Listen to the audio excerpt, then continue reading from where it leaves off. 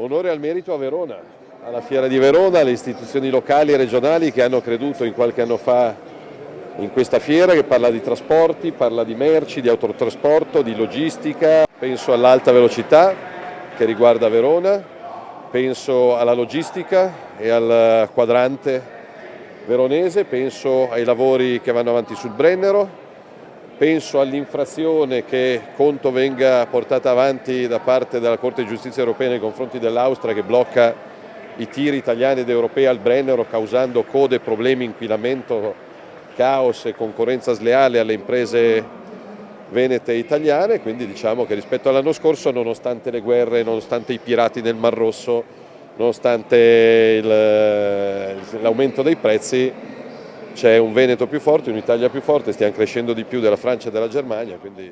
non poteva che essere qui, è l'ombelico del mondo della logistica, della trasportistica. In Veneto dei 4 corridoi nazionali 3 sono in Veneto, il Veneto ha il primo interporto nazionale che è Verona, che è il secondo interporto a livello europeo, ma soprattutto noi movimentiamo, pensate, 1 milione di TEU e quindi di merci in maniera importante all'anno. Ricordo anche che il nostro scalo aeroportuale è il terzo italiano con 18 milioni di passeggeri e sta galoppando verso i 20 milioni, direi che ci sono tutti i presupposti per parlare di logistica in maniera seria proprio qui in Veneto. La Pedemontana viaggia, è stata una grandissima operazione di partnership pubblico-privato, il più grande cantiere di questi anni.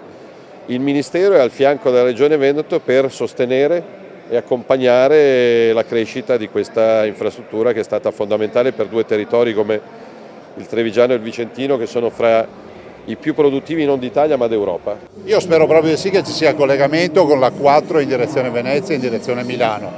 Questo ci permetterà ancora di incrementare di più il traffico. Ricordo che nel business plan dei 39 anni è previsto che si va al break-even, cioè al pareggio, al 9° anno e siamo ancora in una fase di esercizio di crescita del flusso. Abbiamo passato i 50.000 veicoli al giorno, ma non bastano, non sono sufficienti.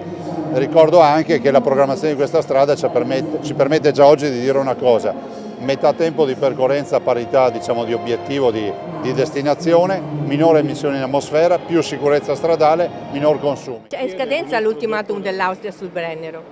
Proprio in questi giorni deve dare la risposta delle questioni. Noi abbiamo fatto per la prima volta nella storia, come promesso, ricorso come governo italiano all'unanimità contro un abuso. Quindi conto che la risposta arrivi da Bruxelles e dalla Corte di Giustizia. Poi l'Austria fa polemica da quando mi sono insediato, però ripeto, se c'è la libera circolazione degli uomini e delle merci, questa deve essere garantita, altrimenti cosa facciamo? Andiamo a fare anche noi il blocco al Brennero, blocchiamo i tir targato Austria, viene fuori un po' di confusione, temo.